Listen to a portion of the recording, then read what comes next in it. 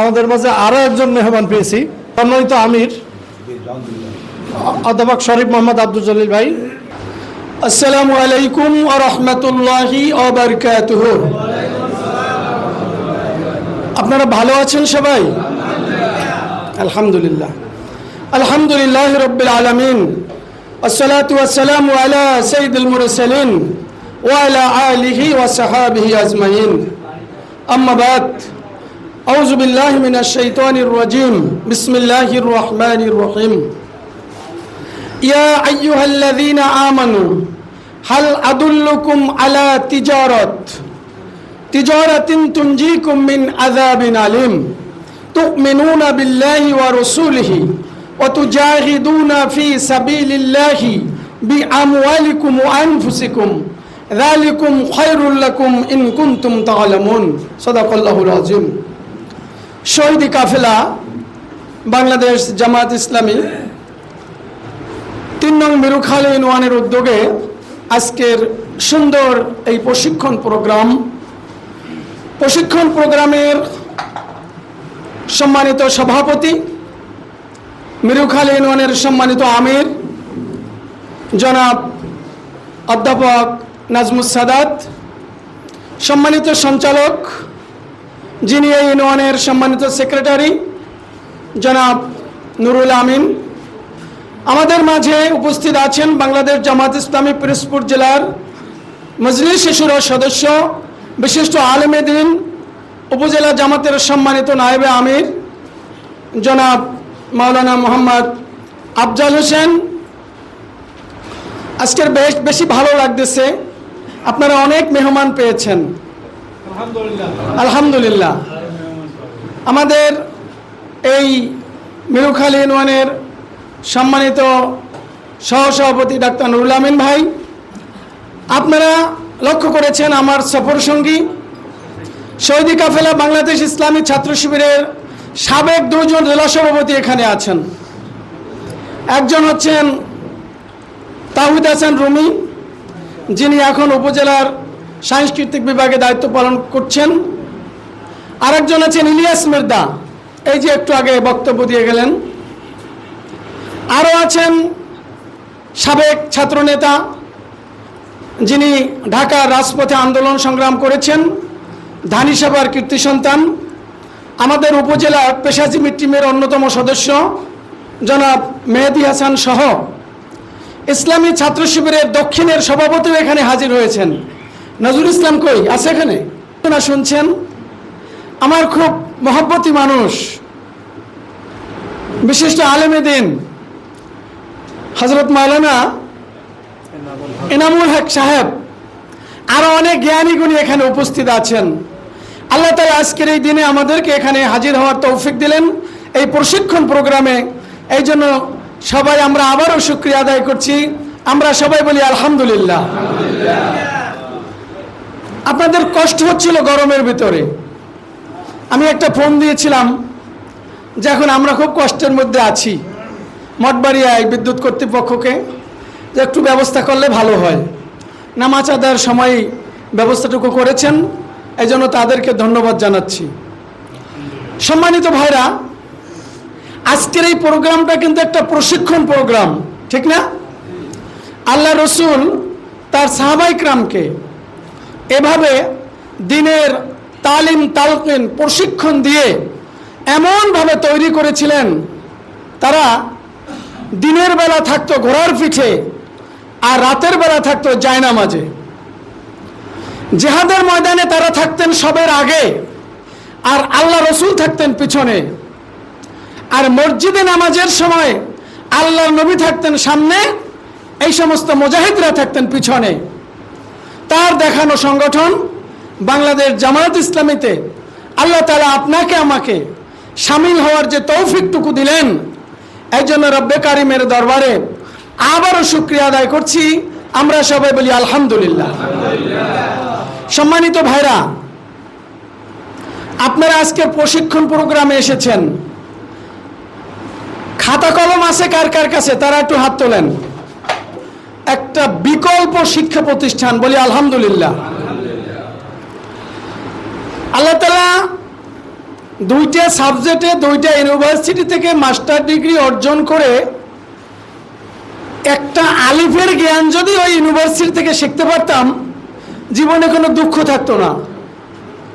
শিখছি, বক্তব্য শুনেছি অনেক ধরনের, কিন্তু নিজের চরিত্র গঠন, নিজে কিভাবে সত্যিকার অর্থে আল্লাহর পথের একজন বান্দা হওয়া যাবে, কোন কাজ করলে জাহান্নামের আযাব থেকে রক্ষা পাওয়া যাবে, কোন কাজ করলে আল্লাহ রসুলের কাছ থেকে হাউজে কাউসারের শরবত পাওয়া যাবে, কোন কাজ করলে আল্লাহ তাআলা তামাম জীবনের গুনাহ খাতা মাফ করে তার জান্নাতে প্রবেশ করাবেন, এরকম কোন নসিহত, এরকম কোন আলোচনা যদি একজন ওস্তাদের কাছ থেকে শোনা যেত, তাহলে জীবনটা ধন্য হতো।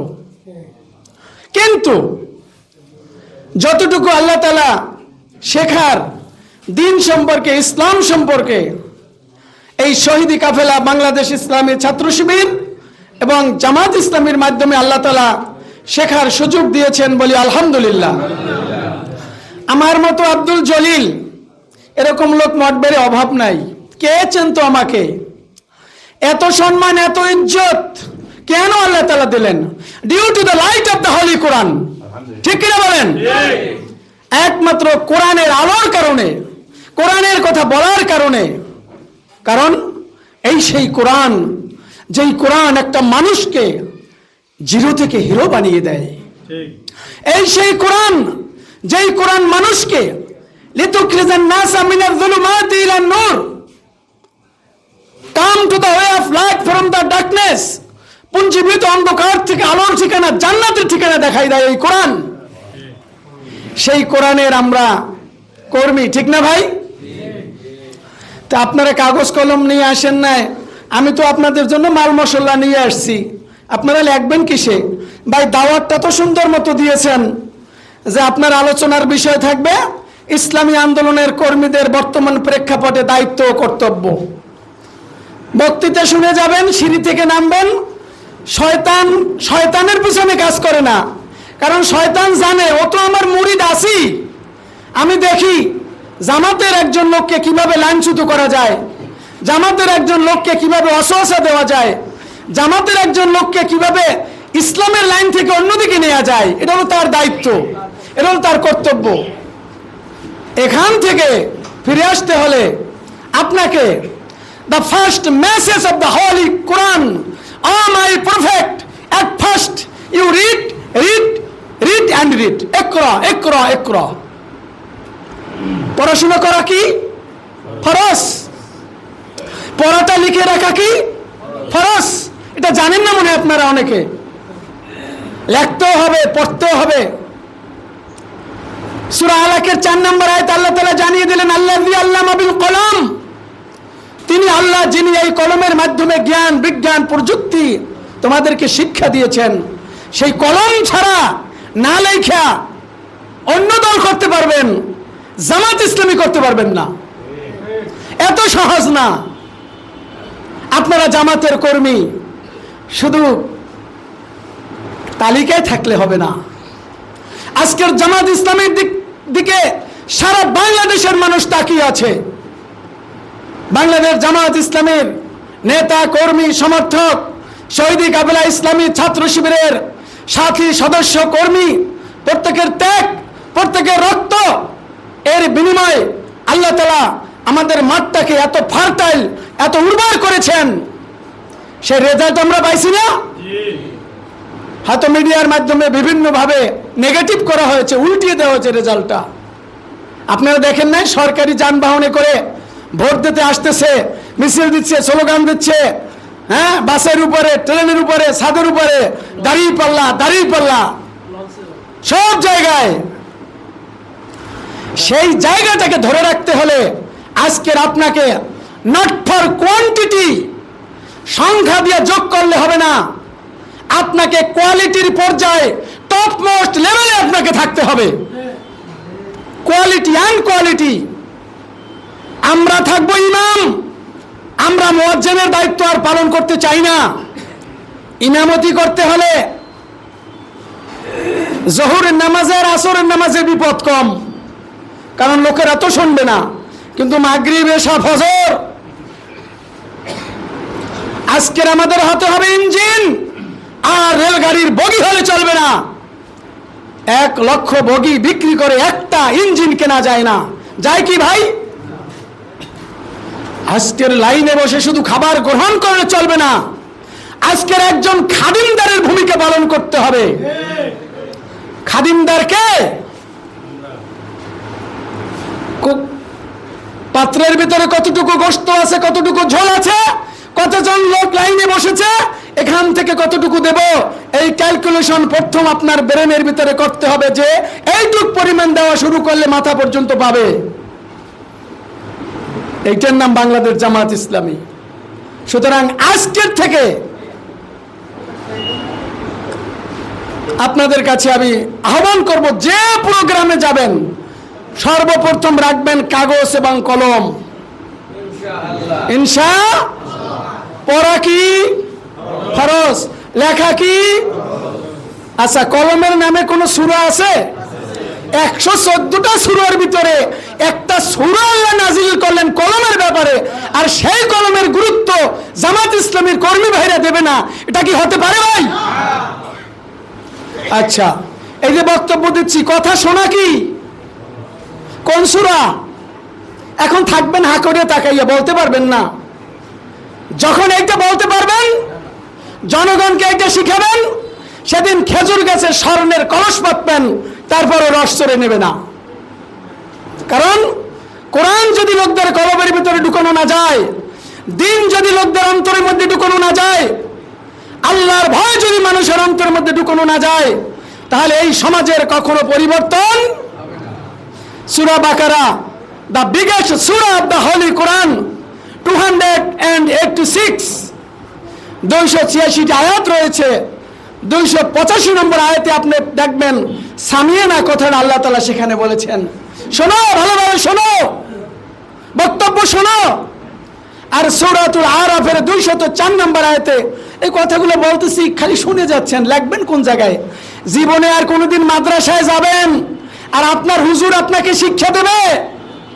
হ্যাঁ, আমাদের গোলাম আজম সাহেব বলেছিলেন, আমাদের ছাত্র শিবিরের একটা টিসিতে ঢাকা মহানগরী উত্তর, দক্ষিণ এবং বিশ্ববিদ্যালয়ের শিবিরের সদস্যদের একটা প্রোগ্রামে গোলাম আজম সাহেব বলেছিলেন যে ইসলামী ছাত্র শিবির এবং জামাত ইসলামী পাওয়ার পরেও যারা তাদের জীবনটাকে গঠন করতে পারলো না, এদের মতো হতভাগ্য, এদের মতো কপাল পোড়া লোক আল্লাহর এই জমিনে দ্বিতীয় আর নাই। উনি দুঃখ করে বলেছিলেন। আর বলেছিলেন, তোমরা ছাত্র শিবিরের সদস্য, তোমরা যদি ফজরের নামাজের আগে তোমাদের ব্যক্তিগত রিপোর্টের কাজগুলি শেষ করতে না পারো, তাহলে তোমরা একামতের দিনের পথে ভূমিকা কেমনে রাখবে? তখন আমরা চিন্তা করলাম, যেই লোকটা ফজরের নামাজের আগে ব্যক্তিগত রিপোর্ট লেখার কাজটা শেষ করবে, তাহলে সেই লোকটা ঘুমাতে গেল কখন আর ঘুম থেকে উঠলো কখন? আপনার আমার কপাল পুড়ে গেছে কেন জানেন? বিজ্ঞানের আশীর্বাদ বলা হয় এটাকে, আবার বিজ্ঞানের অভিশাপও এটা। রাত্রে আপনার ছেলে, আপনার মেয়ে, আপনার পুত্রবধূ, আপনার স্ত্রী, এমনকি আপনি আমিও এর ভিতরে ঢুকতে ঢুকতে ঢুকতে ঢুকতে রাত্র 12টা 1টা বেজে যায়। এটা রসুলের সুন্নতের, রসুলের জিন্দেগির আমলের একটা জাহান্নামে যাওয়ার একটা রাস্তা। আল্লাহ রসুল এশার নামাজের পরে বেশি রাত জেগে থেকেছেন, এরকম হাদিস আপনি কম পাবেন। শরীর ওজোর থাকতে পারে, জরুরত থাকতে পারে, কিন্তু আপনি যদি আগে ভাগে না শুইতে যান, তাহলে আপনি আগে উঠবেন কিভাবে? গোলাম আজম সাহেব বলেছিলেন, তোমার কোরআন অধ্যয়ন, হাদিস অধ্যয়ন, সাহিত্য অধ্যয়ন ফজরের নামাজের আগে যদি তুমি শেষ করতে না পারো, এই ময়দানে তুমি যথাযথ ভূমিকা রাখতে পারবে না।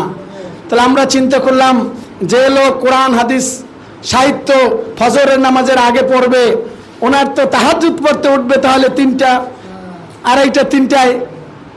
আপনি দেখেন, আপনি যদি তাহাজ্জুদে কাঁদতে পারেন আল্লাহর কাছে, ফজরের নামাজের পর আপনার চোখে আর কোনো ঘুম থাকবে না। আপনি পরীক্ষা করে দেখেন।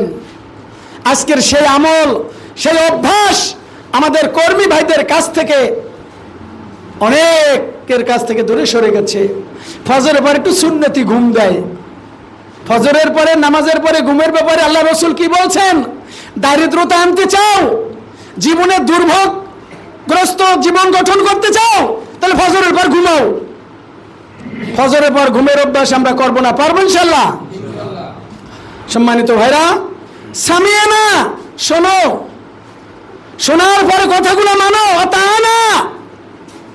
এই কথাটা আল্লাহ তাআলা সূরা আরাফের 204 নম্বর আয়াতে বললেন, তোমাদের সামনে যখন কোরআন পড়া হবে তখন তোমরা চুপচাপ বসে থাকবে, মন দিয়ে এই কোরআনের কথাগুলি শুনবে এবং জীবনে আমল করার চেষ্টা করবে। এই গুণগুলি যদি অর্জন করতে পারো, লাআল্লাকুম তুরহামুন, আমি আল্লাহর পক্ষ থেকে তোমাদের উপর রহমত বর্ষণ করা হবে। কোন সূরা? আয়াত নাম্বার কত? 204। কাগজ কলম আনবো তো সামনে ইনশাআল্লাহ। তাহলে আজকের নিয়ে যাবেন মগজে, কিসে নিয়ে যাবেন? ইনশাআল্লাহ। বর্তমান প্রেক্ষাপটে কর্মীদের দায়িত্ব এবং কর্তব্য আমি অল্প কয়েকটা পয়েন্ট এখানে এনেছি।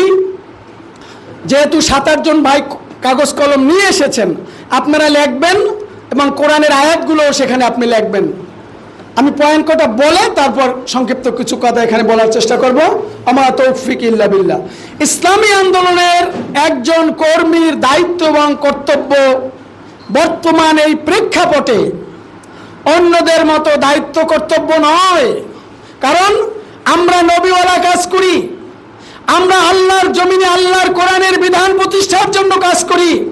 সুতরাং আমাদের কাজ আর অন্যদের কাজ কি কখনো মিলবে? মিলবে না। সুতরাং আমাদের মূল লক্ষ্য উদ্দেশ্য আল্লাহর জমিনে আল্লাহর দ্বীন প্রতিষ্ঠার মাধ্যমে, মানব সেবার মাধ্যমে, সুন্দর একটা সমাজ প্রতিষ্ঠার মাধ্যমে দুনিয়ার জীবনে কল্যাণ এবং পরকালীন জীবনে মুক্তি। এটা আমরা সবাই চাই কিনা ভাই? যাই, যদি চেয়ে থাকি তাহলে আজকের এই কর্মী ভাইদেরকে সিদ্ধান্ত নিতে হবে আমাদের জীবনটাকে আমরা কিভাবে গঠন করব। 1 নম্বর পয়েন্ট হলো আনুগত্য ও শৃঙ্খলা বজায় রাখা। ইসলামী আন্দোলনের একজন কর্মীর প্রথম যে দায়িত্ব কর্তব্য হবে সেটা হবে আনুগত্য এবং শৃঙ্খলা বজায় রাখা। এক্ষেত্রে সূরা নিসার 59 নম্বর আয়াত, সূরাতুল ইমরানের 159 নম্বর আয়াত। 2 নম্বর পয়েন্ট, ত্যাগ এবং কোরবানির ইতিহাস সৃষ্টি করতে হবে। ত্যাগের বেলায় আমরা অনেকে নাই, ভোগের বেলায় আমরা অনেকে আছি। ইসলামী আন্দোলনের পথ হলো ত্যাগের পথ, আর অন্য পথ হলো ভোগের পথ। আমার ভাইকে আমি ত্যাগ করব, আমার ভাইকে আমি না খেয়ে খাওয়াবো, আমার ভাইকে আমি নিজে ভালো পোশাক না পরে ভাইকে পরানোর প্রতি আমি অগ্রাধিকার দেব। এটাই তো ইসলামী আন্দোলনের একজন কর্মীর কাজ। সুতরাং আমরা কি করব? ভোগ করব না, ত্যাগের মানসিকতা আমাদের বেশি থাকতে হবে। 3 নম্বর, এক্ষেত্রে আয়াত হলো সূরা বাকারার 155 নম্বর আয়াত, সূরা আনকাবুতের 1 থেকে 3 নম্বর আয়াত। 3 নম্বর পয়েন্ট হলো নিজেকে সুন্দরভাবে তৈরি করতে হবে। নিজেকে সুন্দরভাবে তৈরি করতে হবে। এক্ষেত্রে আয়াত হলো সূরা আলাকের 1 থেকে 5 আয়াত, সূরা রহমানের 1 এবং 2 নম্বর আয়াত, সূরা কলমের 4 নম্বর আয়াত, সূরা রাদের 11 নম্বর আয়াত। একটু ঘন ঘন বলা হচ্ছে, লিখতে কষ্ট হবে। জি, সূরা আলাক 1 থেকে 5, সূরা রহমান 1, 2, সূরা কলম 4, সূরা রাত 11। এই পিছনেটা একটু লিখতে পারেন, সূরা বাকারা কত? 155, আনকাবুত 1 থেকে 3। এরপর 4 নম্বর হলো বর্তমান প্রেক্ষাপটে একজন কর্মীর আসল কাজ হলো নিজের পরিবারটাকে সুন্দরভাবে তৈরি করা।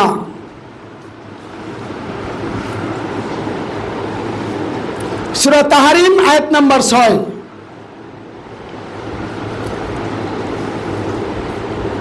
5 নম্বর, যোগ্যতা সম্পন্ন কর্মী তৈরি করা। আমরা সবাই কর্মী না ভাই? কর্মীর কাজ কি? কর্মী তৈরি করা। অর্থনীতিতে একটা কথা আছে, মানি ব্রিংস মানি, টাকায় টাকা আনে, কবুতরে কবুতর আনে, দেখেন না? তা আপনারা তো সোনার কবুতর, আপনারা তো কোরআনের কবুতর, আপনারা সেই কোরআনের পথে লোক আনবেন না? তাহলে যোগ্যতা সম্পন্ন কর্মী তৈরি করতে হবে। এক্ষেত্রে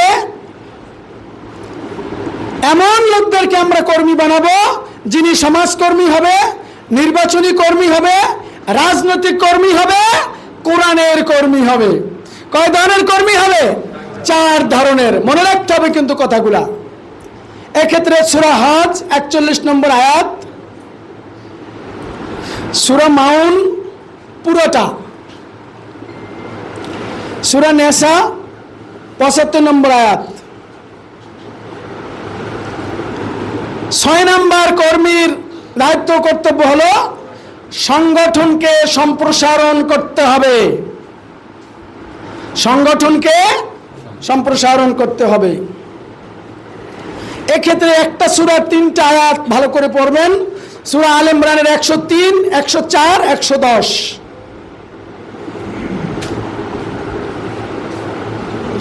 7 নম্বর পয়েন্ট, কর্মীর আরেকটি অন্যতম দায়িত্ব হলো আল্লাহর সন্তুষ্টি ও পরকালীন মুক্তির জন্য কাজ করতে হবে।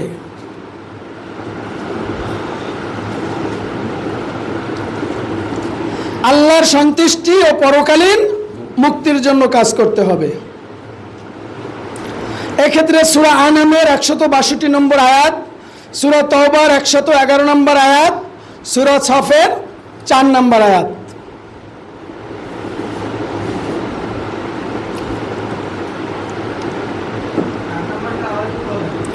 সূরা আনাম 162 নম্বর আয়াত, সূরা তওবা 111 নম্বর আয়াত, সূরা সফ 4 নম্বর আয়াত, সূরা হুজরাতের 13 নম্বর আয়াত অংশ। 8 নম্বর হচ্ছে দিন হবে জীবন উদ্দেশ্য। দিন হবে কি? জীবন উদ্দেশ্য। একজন কর্মীর দিনই হবে জীবন উদ্দেশ্য।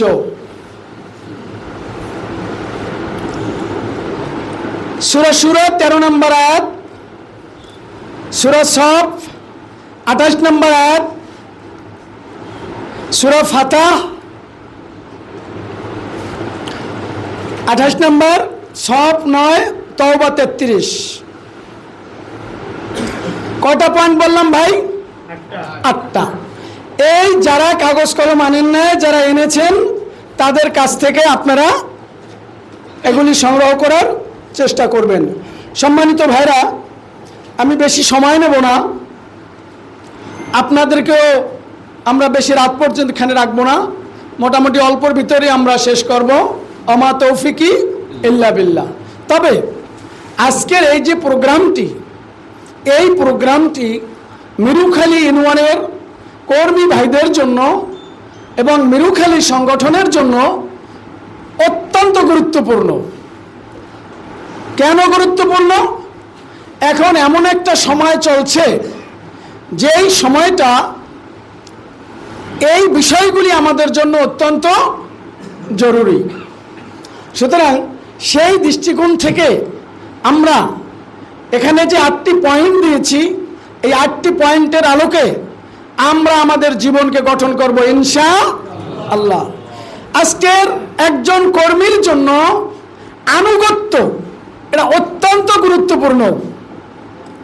আনুগত্য করেছিলেন ইসলামের প্রথম খলিফা হযরত আবু বকর রাদিয়াল্লাহু তাআলা আনহু। আল্লাহ রাসূল বলেছিলেন, আমার হয়তো হিজরত করা লাগতে পারে। আল্লাহর এই বান্দা জিজ্ঞেস করেন নাই যে হিজরত কখন করব। আল্লাহ রাসূল, আপনি হিজরত কখন করবেন? প্রশ্ন করেন নাই। জ্ঞানী মানুষ তো। আল্লাহ রাসূল the first Khalifa of Islam হযরত ওমর ফারুক রাদিয়াল্লাহু তাআলা আনহুর ব্যাপারে এত খুশি ছিলেন, ওনার আমলে এত আল্লাহ রাসূল মুগ্ধ ছিলেন, উনি একবার বলতে বলতে বক্তৃতায় বলে ফেলেছিলেন, সারা দুনিয়ার মানুষের আমল যদি এক পাল্লায় দেওয়া হয় আর হযরত ওমর ফারুক রাদিয়াল্লাহু তাআলা আনহু-এর আমল যদি এক পাল্লায় দেওয়া হয়, তাহলে হযরত আবু বকর রাদিয়াল্লাহু তাআলা আমলের পাল্লাটা ভারী হয়ে যাবে। সুবহানাল্লাহ। সরি, আমার ডান পাশে বাংলাদেশ জামায়াত ইসলামীর মঠবর উপজেলার মজলিস শুরা কর্ম পরিষদ সদস্য এবং ধানিসাপা ইউনিয়নের সম্মানিত সেক্রেটারি হাসানও আছেন। তো অনেক মেহমান, আমরা বলি আলহামদুলিল্লাহ। তাহলে আনুগত্য রাত অনেক এরকম যাচ্ছে, অনেক যাচ্ছে। একবার গভীর রজনীতে আল্লাহ রসুল সেই হিজরতের সময়টি ঘনিয়ে আসলো। রাতে গিয়ে আল্লাহ রসুল একটু দরজা নক করলেন, সাথে সাথে আবু বকর দরজাটা খুলে দিলেন। আল্লাহ রসুল প্রশ্ন করলেন, গভীর রাত তুমি ঘুমাও নাই আবু বকর? আবু বকর রাদিয়াল্লাহু তাআলা আনহু জবাব দিলেন, আল্লাহ রসুল, আমি ঘুমাবো আর আপনি এসে দরজায় অপেক্ষা করবেন, ডাকাডাকি করবেন, এই বেয়াদবি তো আমি করতে পারি না। আপনি যেদিন হিজরতের কথা বলছেন ওই দিন থেকে আমি কোনো রাতেই ঘুমাই নাই। এইটা হচ্ছে আনুগত্য। হযরত খাদিজা রাদিয়াল্লাহু তাআলা আনহা, আল্লাহ রসুলের বয়স 25 বছর আর তার বয়স 40 বছর, বিবাহ বন্ধনে আবদ্ধ হলেন। আরবের সবচেয়ে ধনাঢ্য মহিলা ছিলেন এই খাদিজা রাদিয়াল্লাহু তাআলা আনহা। অনেক সহায় সম্পত্তির মালিক আল্লাহ তাআলা বানিয়েছেন। জিজ্ঞেস করলেন, আল্লাহ রসুল, খাদিজা, তোমার এত টাকা পয়সা কি করবা তুমি এগুলো দিয়া? তিনি বললেন, আমার সমস্ত টাকা পয়সা আল্লাহ এবং আল্লাহ রসুলের জন্য সব ওয়াকফে হয়ে যাবে। কেমন আনুগত্য দেখেন। আল্লাহ রসুল সে হেরা পর্বতের গুহায় ধ্যানে মগ্ন থাকতেন। উঁচু পাহাড় অনেকের দেখার সুযোগ হয়েছে, আমাকেও আল্লাহ তাআলা দেখার সুযোগ করে দিয়েছেন। দেখেছি, চোখের পানি ঝরেছে। এত উঁচু পাহাড়ে এই মহিলা কিভাবে এসে আল্লাহ রসুলকে খাবার পৌঁছিয়ে দিতেন? এটা হচ্ছে আনুগত্য। আমাদের সংগঠনের ভাইরা সংগঠন এমনভাবে বুঝেছিলেন, যাদেরকে ফাঁসির রশিতে ঝুলে হত্যা করা হয়েছে, তারা ওই বাতিলের সামনে কেউই মাথা নত করে নাই। বিভিন্নভাবে প্রস্তাব দেওয়া হয়েছে, কিন্তু তাদের কোনো প্রস্তাবে তারা মাথা নত করে নাই। তারা জানতেন আমরা আনুগত্য করি আল্লাহর, আমরা আনুগত্য করি আল্লাহ রাসূলের, আমরা আনুগত্য করি আমাদের সংগঠনের দায়িত্বশীলের। তারা ওই বিষয়টাও জানতেন। আল্লাহর নবীর নামে সূরা মুহাম্মদ সাল্লাল্লাহু আলাইহি সাল্লাম এর 33 নম্বর আয়াত, তোমরা আনুগত্য যথাযথভাবে করবে, তোমরা সতর্ক থাকবে, তোমাদের আমলগুলি যেন বরবাদ হয়ে না যায়। সুতরাং বর্তমান প্রেক্ষাপটে ইসলামী আন্দোলনের কর্মীদের জন্য সবচেয়ে ভ্যালুয়েবল যে বিষয়টি, মূল্যবান যে বিষয়টি, সেটা হলো এই সংগঠনের আনুগত্য, আল্লাহর সামনে সংগঠনের শৃঙ্খলা, সব জায়গায় নিজেকে 100% পেশ করা। আমরা বাইরে পারবো ইনশাআল্লাহ। আর ত্যাগ কোরবানির ক্ষেত্রে আমাদের উদাহরণ সৃষ্টি করতে হবে। শহীদ আব্দুল মালেক ভাই যে ইউনিভার্সিটির ছাত্র ছিলেন, আমিও সেই ইউনিভার্সিটির ছাত্র ছিলাম। শহীদ মতিউর রহমান নিজামী ভাই বলেছিলেন, শহীদ আব্দুল মালেক ভাই ছিলেন আমার ক্লাসমেট। শিক্ষা শিবিরে শহীদ আব্দুল মালেক ভাই দায়িত্ব ছিল পানি এবং স্যানিটেশন বিভাগের। নিজে যখন সেই পায়খানা প্রস্রাব পরিষ্কার করতেছেন, তখন এত বড় একজন মেধাবী ছাত্র, এত বড় একজন বড় দায়িত্বশীল, একটুও কুণ্ঠাবোধ করেন নাই। নিজামী ভাই তার বক্তৃতা একদিন কেঁদে দিয়েছিলেন আলফালা মিলনায়তনে। আমি তখন গুলশান থানা বাংলাদেশ ইসলামী ছাত্র শিবিরের সভাপতি। আমার এখনো কথাটা মনে আছে যে অনেক মেহমান সেদিন এসেছিলেন দেশের বিভিন্ন জায়গা থেকে। সবাই যে যার মতো ঘুমিয়ে গেল। শহীদ আব্দুল মালেক ভাই সেই নিজামী ভাই যে খাটে ঘুমিয়েছিলেন, ওই খাটের নিচে বালিশ ছাড়া মাথার নিচে দুটা হাত দিয়ে ঘুমিয়ে রইলেন। সেই শহীদ আব্দুল মালেক ভাই। শহীদ আব্দুল মালেক ভাই ওই ঢাকা বিশ্ববিদ্যালয়ে কিভাবে ইসলামী শিক্ষা চালু করা যায় এই মর্মে যখন যুক্তিপূর্ণ বক্তব্য দিল, তখন সেই তোফায়েল আহমেদ, আমির হোসেন আমু সহ তার এই ক্ষুরদার যুক্তি যখন শুনল, তখন মনে করলো এই ছেলে যদি জীবিত থাকে তাহলে আমাদের নেতৃত্ব কর্তৃত্ব কোনো কিছুই থাকবে না। আগামী দিনে এই বাংলাদেশে একটা কোরআনের রাষ্ট্র কায়েম হবে, তার বক্তৃতার মাধ্যমে সেটাই বোঝা গেল। সুতরাং কিভাবে তাকে দুনিয়া থেকে বিদায় করে দেওয়া যায়, এই জন্য তার উপর চড়াও হয়ে তাকে সেই রেসকোর্স ময়দানে এমনভাবে রক্তাক্ত করা হলো, শহীদ আব্দুল মালেক ভাই সেই ওদের আঘাতে দুনিয়া থেকে চলে গেলেন। প্রাণপ্রিয় ভাইরা আমার, আজকের আমাদের নেতৃবৃন্দকে অন্যায়ভাবে হত্যা করেছে, ফাঁসির রশিদে ঝুলিয়েছে, আয়না ঘরে তাদের জীবন দিতে হয়েছে, পঙ্গুত্ব বরণ করতে হয়েছে, অনেকে চোখ হারিয়েছে। সব কিছুর বিনিময়ে আল্লাহ তাআলা আমাদের দিলেন সুন্দর একটা মাঠ, উর্বর একটা মাঠ। এই মাঠকে আমরা আমাদের দাওয়াতি কাজের মাধ্যমে, আমাদের ত্যাগের মাধ্যমে, আমাদের স্যাক্রিফাইসের মাধ্যমে আমরা কি মাঠকে সবাই ধরে রাখবো ইনশাআল্লাহ। প্রাণ প্রিয় ভাইরা, পরের যে পয়েন্ট, নিজেকে সুন্দর মতো তৈরি করতে হবে। নিজেকে তৈরি করতে হলে আপনাকে যে কয়েকটি বিষয় খেয়াল রাখতে হবে, সেটা হলো নিজেকে তৈরি করতে হলে আপনাকে 6টা বিষয় গুরুত্ব দিতে হবে। কয়টা? 6টা। 1 নম্বর হলো কোরআনকে নিজের জীবন সঙ্গী বানাতে হবে, হাদিসকে নিজের জীবন সঙ্গী বানাতে হবে। কোরআন হাদিসের ব্যাখ্যা হলো ইসলামী সাহিত্য, ইসলামী সাহিত্যকে জীবন সঙ্গী বানাতে হবে। 3 নম্বর হলো তাহাজ্জুদে চোখের পানি ফেলে আল্লাহর কাছে ধর্ণা দিতে হবে। 5 নম্বর হলো নফল রোজার মাধ্যমে আল্লাহর ভয় সৃষ্টি করতে হবে। 6ষ্ঠ হলো this age is called age of science and technology, age of competition. এখন প্রতিযোগিতার যুগ, এখন বিজ্ঞানের যুগ।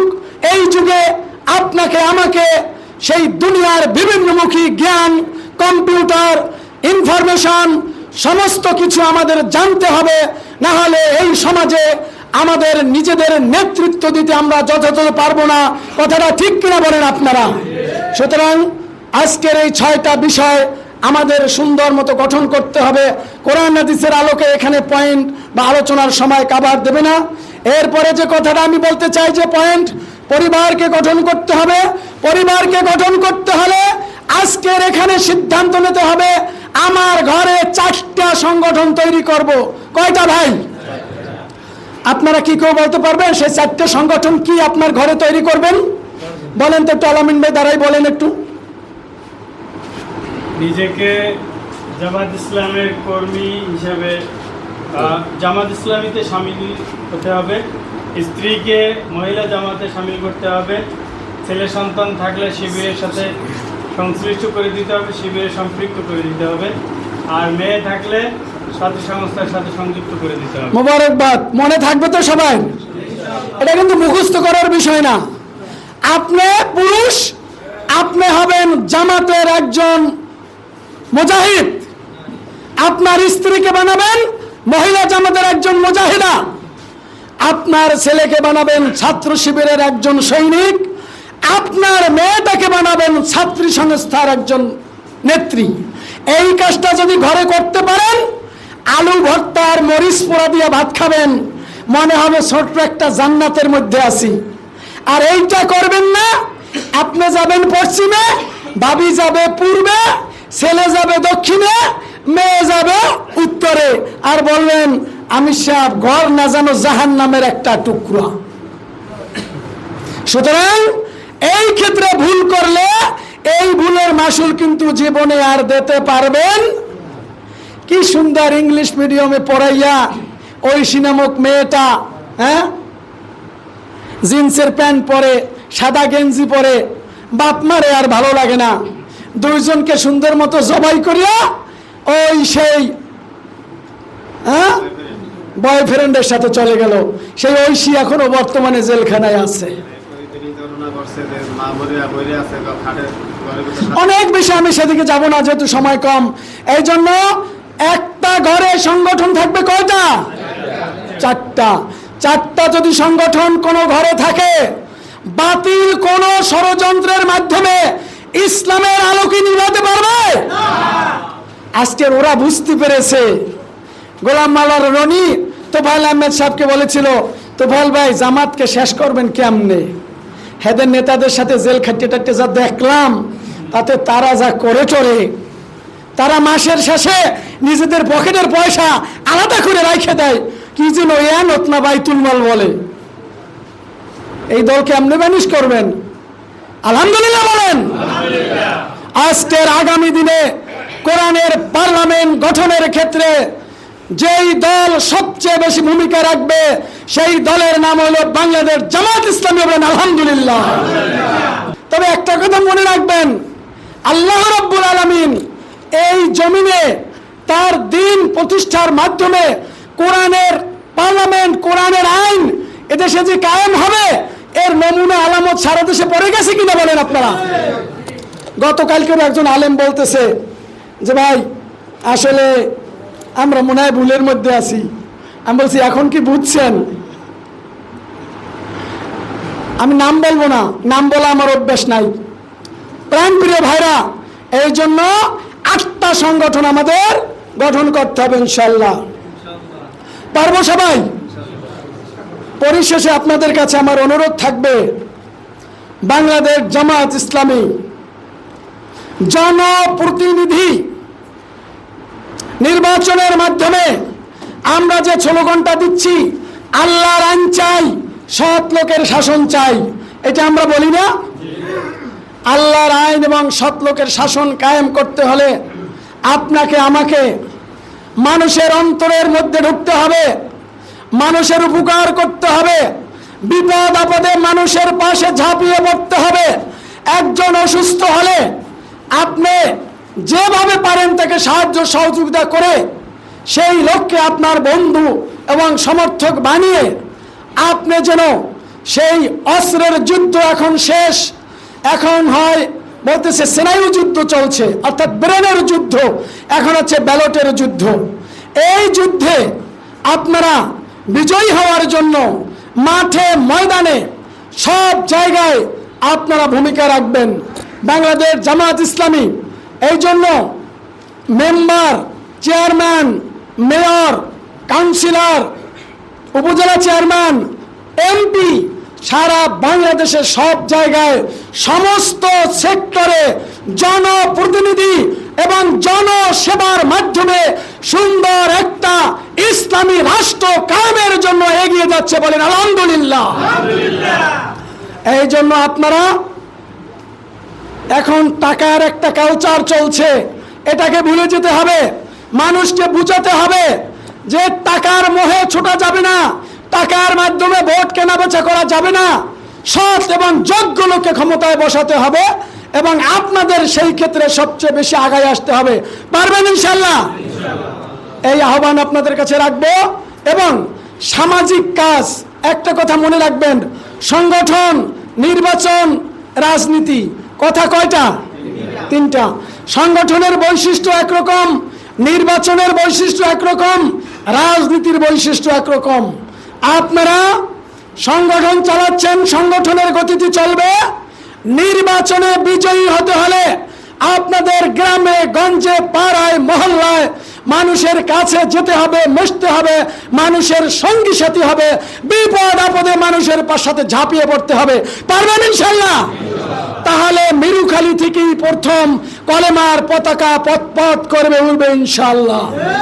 এই সেই মিরুখালী যেখানে অনেক যোগ্যতা সম্পন্ন লোক রয়েছে। সুতরাং এখন আপনাদের আগাতে হবে এবং সামাজিক কাজ আপনাদের আরো বেশি বাড়িয়ে দিতে হবে। ইলিয়াস মির্জা একটু আগে বলেছিলেন, একটা হাসপাতালের মাধ্যমে অনেক মানুষ উপকৃত হয়। আমরা লাভ করব না, আমরা ব্যবসা করব না, ওই রকম গতানুগতিক ভাবে আমরা মানুষের সেবা করব। এই সেবা দোরগোড়ায় পৌঁছে দেওয়ার জন্য চেষ্টা করব। আমাদের যারা ডাক্তার তাদেরকে বলে দিয়েছি, টেস্ট যদি প্রয়োজন না হয় কাউকে টেস্ট দিবেন না। এটা কি এটা জনসভা না ভাই বলেন? এই জন্য আপনারা এখানে সহায়তা করবেন। আবার সুদ মুক্ত অর্থনীতি প্রতিষ্ঠার জন্য আপনারা লক্ষ্য করেছেন যে ইসলামী ব্যাংককে ধ্বংস করার জন্য কত পরিকল্পনা করা হয়েছিল, কিন্তু ওরা জানে না সূরা সফের ওই 8 নম্বর আয়াত, ইউরিদুনা লিউতফিউ নূরাল্লাহি বিআফওয়াহিহিম আল্লাহু মুতিম্মু নূরিহি ওয়ালাউ কারিহাল কাফিরুন। ওরা চায় ফুৎকার দিয়ে আল্লাহর নূরকে নিভিয়ে দিতে, আল্লাহ চান তার নূরকে আরো বিকশিত করতে। ঠিক কিনা বলেন? আজকের জামায়াত ইসলামী এইভাবে প্রোগ্রাম করবে আমরা কি কখনো চিন্তা করতে পেরেছি? এই নিয়ামত দিয়েছেন কে? সুতরাং সেই নিয়ামতের শুকরিয়া স্বরূপ আপনারা সেই ইসলামী ব্যাংক আবার সেই আসল ধারায় ফিরে এসেছে। আপনাদের ভগীরথপুরেও ইসলামী ব্যাংকের একটা এজেন্ট শাখা তৈরি করা হয়েছে, আল্লাহর মেহেরবানি। লিফলেট আছে, আপনারা দেখবেন, সামাজিক কাজ করবেন, ব্যক্তিগত রিপোর্ট সংরক্ষণ করবেন, কোরআন হাদিস পড়বেন, দাওয়াতি কাজ করবেন, বৈঠকে বসবেন এবং আপনার ঘরে 4টা সংগঠন করবেন। আল্লাহ তাআলা আমাদের সবাইকে যেন একামতে দিনের পথে, সত্যের পথে, কোরআনের পথে সক্রিয়ভাবে ভূমিকা রাখার তৌফিক দান করেন। আমরা বলি আমিন। আপনাদের সবাইকে বাংলাদেশ জামায়াত ইসলামী এই ধন্যবাদটা না দিলেই নয়। আপনারা বিগত নির্বাচনে যে কষ্টটুকু করেছেন, আরামকে হারাম করে, নাস্তা না করে মাঠে ময়দানে সক্রিয় ভূমিকার মাধ্যমে এনসিপির নতুন প্রার্থী, তারপরেও মঠবাড়ি উপজেলা থেকে প্রায় 40,000-এর মতো ভোট পেয়েছে বলি আলহামদুলিল্লাহ। সুতরাং এই ভোটের মাধ্যমে আজকের জাতির কাছে এটাই প্রমাণিত হয়েছে যে জামায়াত ইসলামিক ফু দিয়ে উড়ে দেওয়ার মতো কোনো সংগঠন নয়। জামায়াত ইসলামীর শিকড় আল্লাহ রাব্বুল আলামিন অনেক মজবুত করেছেন। ঠিক কিনা? সুতরাং আজকের আপনারা সেই সামাজিক কাজের মাধ্যমে, দাওয়াতি কাজের মাধ্যমে সংগঠনটাকে মজবুত করবেন, জনপ্রতিনিধি বিজয়ী করার জন্য চেষ্টা করবেন। আপনাদের সবাইকে আন্তরিক ধন্যবাদ এবং মোবারকবাদ জানিয়ে আমার বক্তব্য এখানেই শেষ করছি। আমিন। আসসালামু আলাইকুম ওয়া রাহমাতুল্লাহি ওয়া বারাকাতুহু।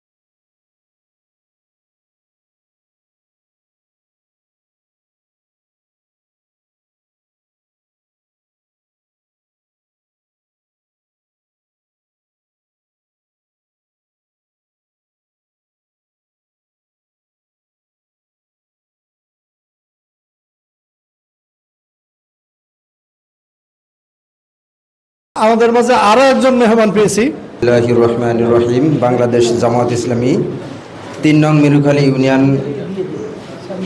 ইউনিয়ন শাখা কর্তৃক আয়োজিত আজকের কর্মীটি এসে উপস্থিত সম্মানিত প্রধান অতিথি সম্মানিত বিভিন্ন পর্যায়ে দায়িত্বশীল বৃন্দ, আমার একান্ত প্রিয় কর্মী ভাইরা, আসসালামু আলাইকুম রহমতুল্লাহি ওয়া বারাকাতুহু। আল্লাহর কাছে লাখ-কোটি শুকরিয়া আদায় করতেছি। আল্লাহ রাব্বুল আলামিন আজকের মিরুখালী ইউনিয়নের একটা প্রোগ্রামে উপস্থিত আল্লাহ রাব্বুল আলামিন আমাকে করেছেন এবং আমাদের ভাইদের সাথে সাক্ষাৎ করেছেন, এর জন্য শুকরিয়া আদায় করি আলহামদুলিল্লাহ। আমি আসার পথে একটা কথা মনে মনে করে এসেছি এবং আস্তে আস্তে মনে মনে যে জল্পনা আর কি, যেটাকে বলে জল্পনা করতেছিলাম যে আমরা এত বছর এই মিরুখালী, বিশেষ করে আমি যখন জেলা সভাপতি ছিলাম, অনেক প্রোগ্রাম এসেছি। দেখা যায় ওইখানে মসজিদে ছিলাম, মসজিদে করছে আর এইখানে দুইজন দাঁড়াইয়ে থাকতো আর প্রোগ্রাম করতাম, কইরা আবার ভাই আর এই দিক দিয়ে যান। আল্লাহ রাব্বুল আলামিন এই তো আমাদের সময়, আমি সেই 2001 সালে মনে আছে, 1 সালের নির্বাচনের পূর্বে মঠবাড়িয়াতে স্লোগান দেখেছি, তখন 7 নাইটে পড়ি যে ওই হই রই রই জামাত শিবির গেলে কই। আবার 2001 সাল থেকে 6 সাল পর্যন্ত গেছিল, মানে আমাদের স্বর্ণালী যুগ বলে। সেখান থেকে জুলুম নির্যাতনের যত স্টিম রোলার ছিল ফ্যাসিবাদী সরকার, এমন কোনো সিস্টেম নাই যারা তাদের জানা ছিল তারা প্রয়োগ করে নেয়। আল্লাহ রাব্বুল আলামিন এই প্রয়োগ করার মধ্য থেকে আমাদেরকে বাছাই করে আজকের যারা কর্মী শিক্ষা শিবির এসেছেন সবাই ওই আমলেরই কর্মী। এমন নয় যে আমরা এখন 5 তারিখের পরে উড়ে এসে জুড়ে বসে এখন কর্মী হয়েছে। এখানে যারা আছেন আমার দৃঢ় বিশ্বাস ওই সময়েরই কর্মী। সেই অগ্নি পরীক্ষা দিয়ে আপনারা এখানে এসেছেন এবং কর্মী হিসাবে কাজ করতেছেন। আমি আশা করব যে অগ্নি পরীক্ষা দিয়ে যারা পাশ করে এখন এই মুহূর্তে আল্লাহ রাব্বুল আলামিন আমাদের জন্য একটি সুন্দর ব্যবস্থা করে দিয়েছেন, এখন কাজ করতেছেন, এই সুন্দর ব্যবস্থাটাকে আমরা যেন কাজে লাগাতে পারি। প্রিয় ভাইরা, কাজে লাগাতে মাধ্যম হচ্ছে 1 নাম্বার, যেটা হচ্ছে আমাদের ব্যক্তিগত মান উন্নয়ন, শপথের ভিতরে আবদ্ধ হওয়া। আমরা কি সেটা পারবো? ইনশাআল্লাহ। আমরা যদিও 5 তারিখের পরে শুরু করেছি, আমাকে একটা পরিচয় দিতে বলেছেন, কিন্তু এটা পরিকল্পনা এবং প্ল্যান। আমরা মঠবাড়িয়ার সংগঠনকে সামাজিক কাজের মাধ্যমে ডেভেলপ করার জন্য আমরা সেই ফ্যাসিবাদী সরকারের সময়ে বিকল্প পদ্ধতিতে কাজ করার জন্য আমরা একটা প্ল্যান করেছিলাম। সেটা হচ্ছে মঠবাড়িয়া একটি সামাজিক কাজ করা, সেটা হচ্ছে একটা হসপিটাল করার প্ল্যান ছিল আমাদের। সেই হসপিটালের ওই সময়ের প্ল্যানের ভিতরে আমাদের থানা আমির ছিলেন, তিনি এখন চেয়ারম্যান। আমরা পরবর্তীতে 5 তারিখের পরে আমরা ওইটাকে তাৎক্ষণিক রূপান্তরিত একটা ডায়াগনস্টিক সেন্টার করেছি। এটা আল-রাজি ডায়াগনস্টিক সেন্টার, আপনারা মনে হয় শুনছেন। ওইটা থানামের চেয়ারম্যান, আমি ম্যানেজিং ডিরেক্টর হিসেবে আছি। আমাদের সেই প্ল্যান ভিত্তিক আমরা কার্যক্রমকে সামনে এগিয়ে নিয়ে যাওয়ার জন্য আমরা বাস্তবায়ন করেছি। এখন বাকি বাস্তবায়ন আপনাদেরকে আল্লাহ রাব্বুল আলামিন সুযোগ করে দিয়েছেন। এটাকে ধরে রেখে একটি আধুনিক মানের হাসপাতাল করার জন্য যত সহযোগিতা ইনশাআল্লাহ আপনারা করবেন।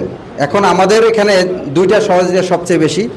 আমাদের যে ডাক্তার, তাও আমাদের ম্যানেজ হয়েছে। এখন যত রোগী পাঠাবেন প্রতিষ্ঠানটা অত আমাদের ঘাটতি কভার করবে। আমরা ওখানে শুরুতে আমরা 3 লক্ষ টাকা করে লস দিছি, ঘাটতি দিছি, সেটাকে 2 লাখ, এখন 1 লাখ 1.25 লাখের ভিতরে চলে আসছে আলহামদুলিল্লাহ। আপনাদের অনেক ভাইরাই এই পরিশ্রম করছেন এবং আমরাও করতেছি। আমি হয়তো বা আমাদের পেশা ছেড়ে প্রায় 2 মাস ধরে আপনাদের মঠবাড়ি আছি, আপনাদের কাছে আবারও এটাকে আহ্বান নিয়ে যাওয়ার জন্য। তবে আমি অনুরোধ করব, আমরা ব্যক্তিগতভাবে আমরা যদি নিজে ব্যক্তি মান উন্নয়ন করতে পারি, এর সাথে আমাদের সকল সামাজিক কাজও তৈরি হবে। আমি যদি ব্যক্তি যে ইসলামী আন্দোলন থেকে দূরে সরে যাই, তাহলে আর আমাদের এই সামাজিক কাজ কোনো কাজে লাগবে না। অতএব আমি কু আনফুসিকুম ও আহলিকুম নার, আগে নিজে বাঁচতে হবে, যেটা আল্লাহ রাব্বুল আলামিন জাহান্নামের আগুন থেকে যেরকমভাবে নিজে আগে বাঁচার জন্য বলছেন, এজন্য আমি নিজে যদি বাঁচি, তাই বাঁচতে হইলেই তো সংগঠনে ভালোভাবে মজবুতিভাবে ধরতে হবে। কারণ আমি যদি বাঁচতে যাই, আমার 5 ওয়াক্ত নামাজ পড়তে হবে, বাঁচতে যাই মিথ্যা কথা পরিহার করতে হবে, আমি যদি বাঁচতে যাই অন্যের হক নষ্ট করা যাবে না। সকল কিছু যদি আমি মেনটেন করতে পারি, তবে আল্লাহ রাব্বুল আলামিন আমাকে পরকালীন জান্নাত, যেটাকে মুক্তি, দুনিয়ায় কল্যাণ আখেরাতে মুক্তি দান করবেন। আর মুক্তির মাধ্যমেই হচ্ছে আমাদের এই দুনিয়ায় যে কল্যাণগুলো কাজ করা, এই কল্যাণের কাজের একটি অংশ হচ্ছে আমি সামাজিক কাজ করা। আমরা সামাজিক কাজ করব, এর সাথে আপনাদের জন্য একটা বিশেষ আমাদের সেই সামাজিক কাজ করার জন্য সহজ একটা পদ্ধতি আমরা যেটা তৈরি করেছি, সেটা হচ্ছে আপনার সামাজিক কাজ যখন করবেন তখন এই যে রোগী আপনাকে পাঠাবেন, আপনাদের যদি সুপারিশে আমাদের এখানে আসে, আপনাদের জন্য আমরা একটা ডিসকাউন্ট দেব। সেটা হচ্ছে আপনারাই নির্ধারণ করবেন ওই রোগীর ফাইন্যান্স তার ক্যাপাসিটি কেমন, সেই অনুযায়ী 10 থেকে 20-25 পর্যন্ত যাবেন। আপনারাই বলে দেবেন যে ভাই আমার রোগীর অবস্থা ফাইন্যান্স খারাপ, আপনি 10-15% দিয়েন। কারণ আমরা আমাদের সংগঠনকে দায়িত্বশীল পর্যায়ে এই যদি আমরা স্বাধীনতা না দিই, তাহলে আর আমাদের সেই সংগঠনের জন্য যে আমরা প্ল্যান ভিত্তিকে যে বললাম, এটা হলে বাস্তবায়ন হয় না। এজন্য এটাই আপনাদের জন্য বিশেষ করে ওয়ার্ড সভাপতিরাই বেশি বলবেন। একজন কর্মীও যদি হয়, ওয়ার্ড সভাপতির মাধ্যমে আমাদের রিসেপশনে ফোন দেবেন যে আমি অমুক ওয়ার্ডের সভাপতি, আমাদের রোগী পাঠাইলাম। আমরা রোগীর ফাইন্যান্স এরকম, আমরা ওই অনুযায়ী ইনশাল্লাহ দেওয়ার চেষ্টা করব। আমরা রোগীদেরকে ডিসকাউন্ট দেবো, আমাদের প্রতিষ্ঠানকেও বাঁচাবো ইনশাল্লাহ। আল্লাহ রাব্বুল আলামিন আমাদের সকল কাজকে তার দিনের জন্য কবুল করুন। সবাই বলে আমিন। আসসালামু আলাইকুম রহমতুল্লাহি ওয়া বারাকাতুহু। আপনাদের এখান থেকে যদি আমি প্র্যাকটিস জজ কোর্টে করি, হাইকোর্টের করে যদি কোনো মামলা থাকে, আমি সর্বোচ্চ চেষ্টা করবো। কারণ আমার ঢাকা জজ কোর্টের মামলা কম থাকবে, আপনাদের হাইকোর্টের মামলা থাকবে। এবং বিভিন্ন ক্ষেত্রে আমাদের সোহাগ ভাই কয়েকটি মার্ডার মামলার এই যে মিরুখালীর বিভিন্ন ক্ষেত্রে পরামর্শ নিয়েছেন। ইনশাল্লাহ পরামর্শ প্লাস বিভিন্ন ক্ষেত্রে সহযোগিতা আশা করি অব্যাহত থাকবে। আসসালামু আলাইকুম। এখনো যারা পাইনি দাওয়া কোরআনের মিছিলে, শুনিয়ে দেই চলো সত্যবাণী, শুনিয়ে দেই চলো সত্যবাণী, পথ বাতলে দেই আমরে, বলে দেই বুকে টেনে জান্নাতে একা আমি যাব না তো ভাই, তোমাকেও জান্নাতে দলে নিতে চাই, জান্নাতে একা আমি যাব না তো ভাই, তোমাকেও জান্নাতে দলে নিতে চাই।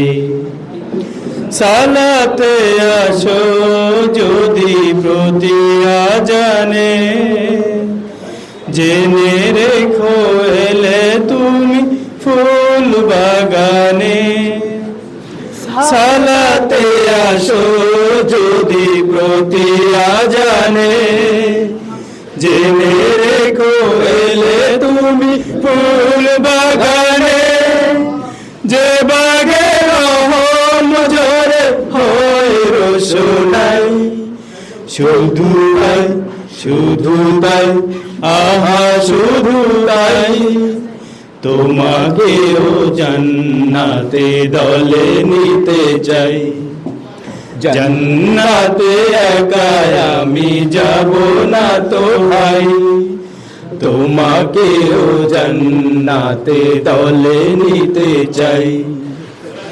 সাথী হলে তুমি একামাতে দিনে, আল্লাহ রঙে হবে দুনিয়া রঙিন, আসবে আবার রাশেদার যুগ, আসবে আবার রাশেদার যুগ, মাজলুম ফিরে পাবে রহমের দিন।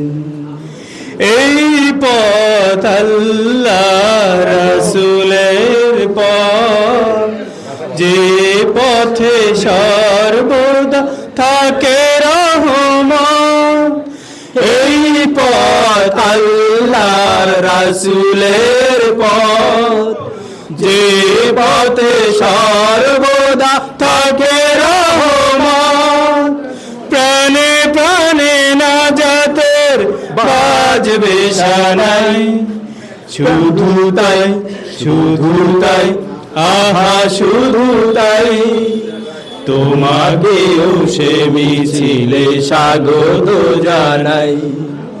জান্নাতে একা আমি যাব না তো ভাই, তোমাকেও জান্নাতে দলে নিতে চাই, তোমাকেও জান্নাতে দলে নিতে চাই।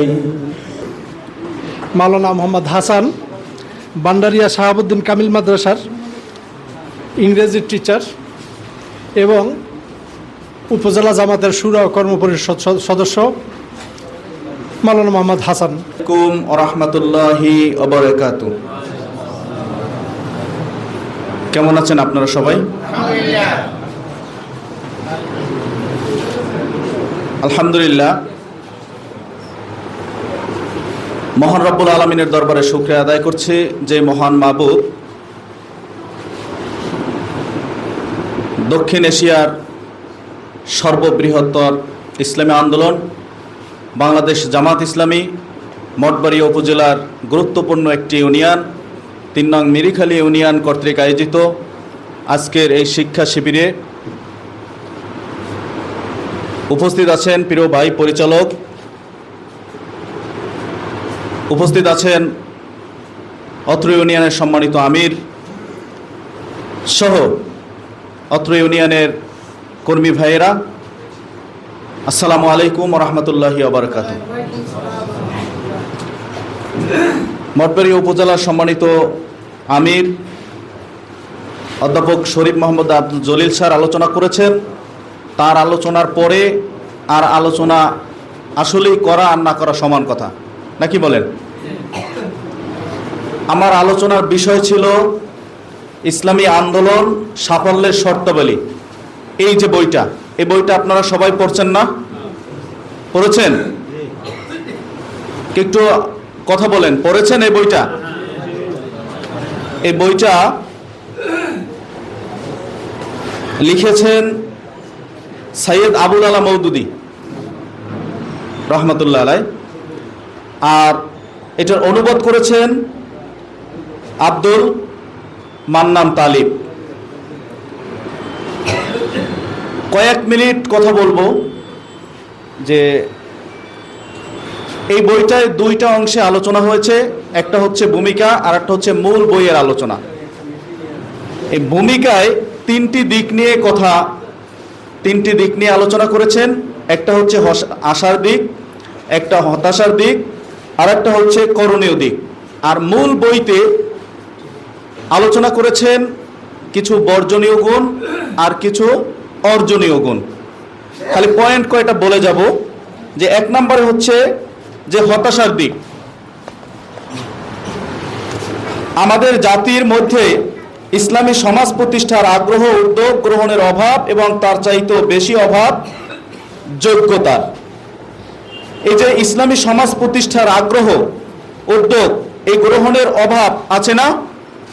আমরা যদি লক্ষ্য করি যে দেখবেন এই যে এখন ভাইজানও বলেছেন যে ওলামারাই তো সমস্যা ঘটায়, যে আলেম সমাজের মধ্যে দেখবেন যে এই উদ্যোগ আছে, তাদের মধ্যে নাই। দরবার, দরগা, এদের মধ্যে কি আছে এই উদ্যোগ? নাই। সমাজ প্রতিষ্ঠা উদ্যোগ নাই। আমাদের সমাজের প্রভাবশালী অংশ অধিকাংশ ক্ষেত্রে সমাজের বিকৃতি ও ভাঙ্গন সৃষ্টিতে মুখর। নির্বাচনে জনগণকে প্ররোচিত করা, নির্ভুলভাবে নির্বাচনে যোগ্য প্রার্থী নির্বাচিত না হওয়ার জন্য জনগণকে প্ররোচিত করা, নাকি বলেন? দেখেন নাই নির্বাচনের সময় কিভাবে প্ররোচিত করা হচ্ছে। কিন্তু আল্লাহ পাক বলেছেন ওয়ালা তাহিনু ওয়ালা তাহজানু আনতুমুল আ'লাউনা ইন কুনতুম মুমিনিন। মন মরা হও না, দুঃখ করো না, তোমরাই বিজয়ী হবে যদি তোমরা মুমিন হও, যদি তোমরা মুমিন হও। বদরের যুদ্ধে মুসলমানগণ কি হয়েছে? বিজয় হয়েছে। উহুদের যুদ্ধে পরাজয় বরণ করেছে। এই উহুদের যুদ্ধে যখন পরাজয় বরণ করেছে তখন আল্লাহ পাক বলেন বদরের যুদ্ধে যখন কাফেররা আঘাতপ্রাপ্ত হলো তখন তো ওরা মনমরা হয় নাই, ওরা আবার উহুদ যুদ্ধে বিজয়ী হয়েছে। তোমরা কেন বদরের যুদ্ধে জয়ী হওয়ার পরে উহুদের যুদ্ধে পরাজিত হয়ে তোমরা কেন এই দুঃখ পাইতেছ, চিন্তিত হয়েছ? বলছে এই আয়াত তখন আল্লাহ পাক বলেছেন যে তোমরা কি করো না, মন মারা হয়েও না, চিন্তিত হয়েও না, দুঃখ পেও না, তোমরাই বিজয়ী হবে যদি তোমরা কি হও, মোমেন হও। আশার দিক হলো সমাজে কিছু সৎলোক আছে যাদের আগ্রহ ও যোগ্যতা আছে। সূরা তওবার 119 নম্বর আয়াতে আল্লাহ পাক বলেছেন যে হে ঈমানদারগণ, আল্লাহকে ভয় করো এবং সত্যবাদীদের সহযোগী হও। এই আয়াতটা পীর সাহেবরা প্রায় বলে না, বলে সত্যবাদী বলতে তারা কাদেরকে বোঝাতে চান,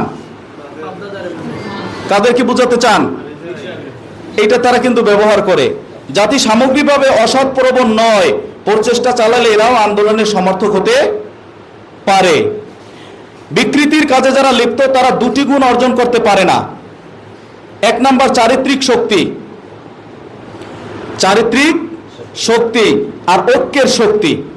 এই ঐক্যের শক্তি আর চারিত্রিক শক্তি এইটা তারা এই গুণ দুইটা অর্জন করতে পারে না। আপনারা দেখবেন এই যে ক্ষমতাসীন কায়েমি স্বার্থবাদী গোষ্ঠী, এদের চরিত্র কি ভালো? চারিত্রিক শক্তি আছে? নাই। ঐক্যের শক্তি, নৈতিক শক্তি। আপনি দেখবেন যে প্রতিটি যে অন ইসলামিক যে দলগুলো আছে, শক্তিগুলো আছে, তারা বহু দলে বিভক্ত না? এই ঐক্য কিন্তু তাদের মধ্যে নাই। করণীয় দিক হচ্ছে চারটি: আবেগ বর্জিত দৃঢ় সুস্থ সিদ্ধান্ত, হঠাৎ ফল পাওয়ার মানসিকতা পরিহার। করণীয় দিক হলো, এর মধ্যে একটা হলো আবেগ বর্জিত, আবেগ দিয়ে কোনো কাজ করা যাবে না, ধীর স্থিরভাবে সিদ্ধান্ত নিতে হবে। হঠাৎ ফল পাওয়ার মানসিকতা পরিহার।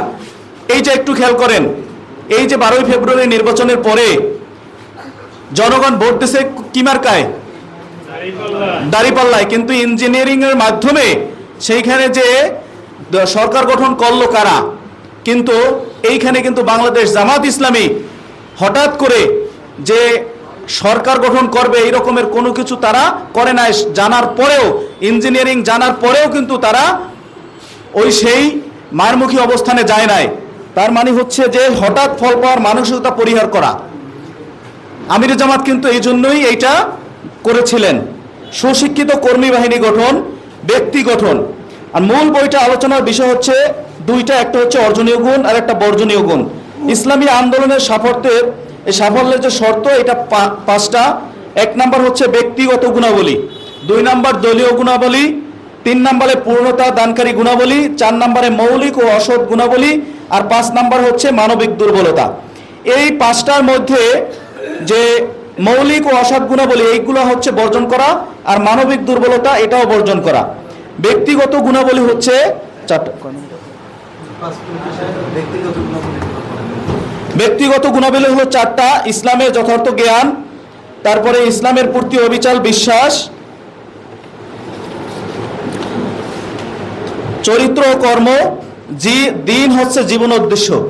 তার মানে প্রত্যেকটা মানুষ, এই কর্মীর দিনকে যেই কাজই করবে না কেন, প্রত্যেকটা কাজের পিছনে যে তার উদ্দেশ্য থাকবে যে দিন প্রতিষ্ঠা করা।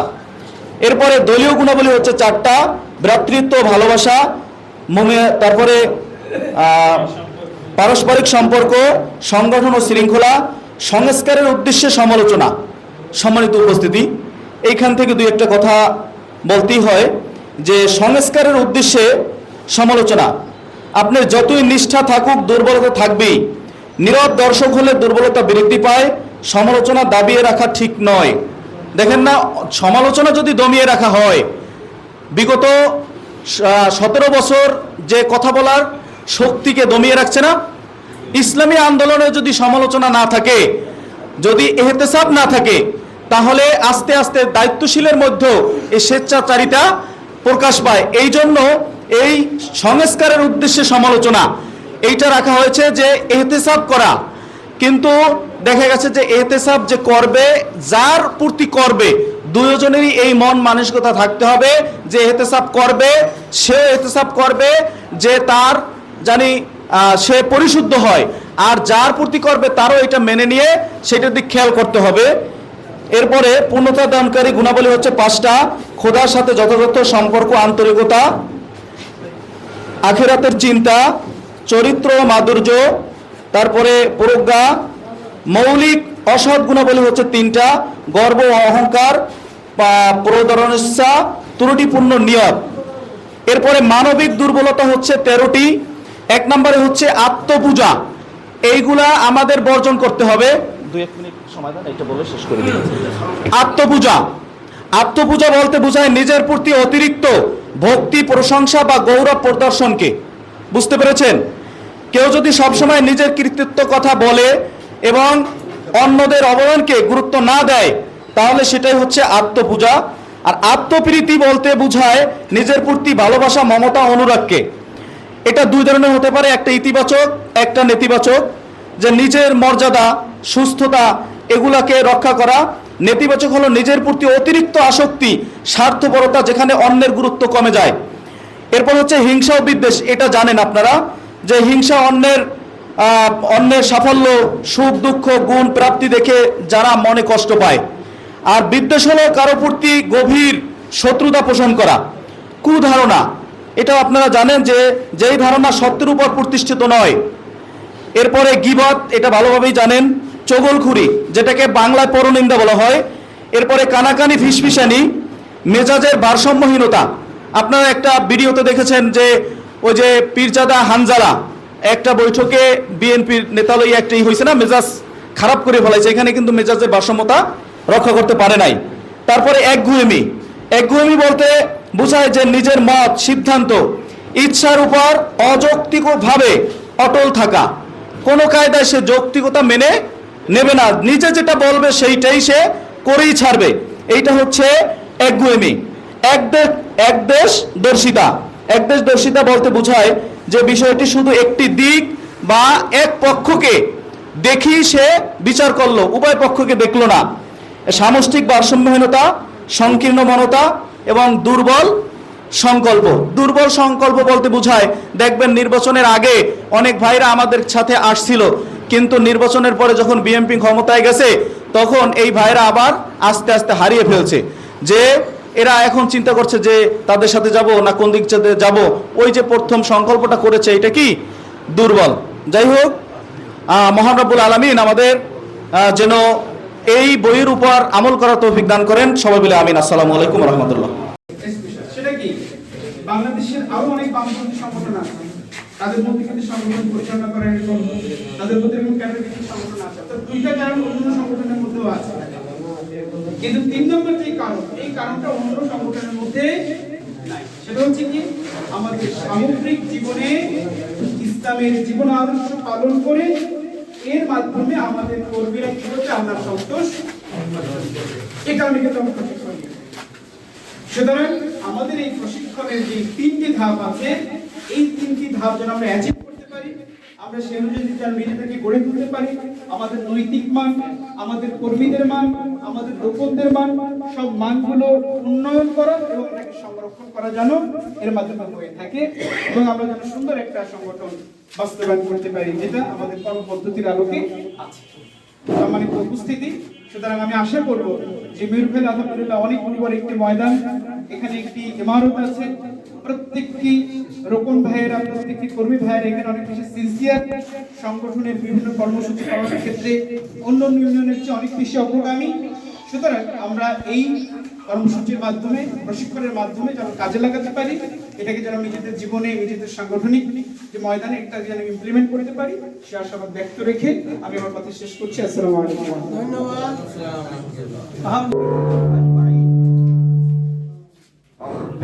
من الشيطان الرجيم بسم الله الرحمن الرحيم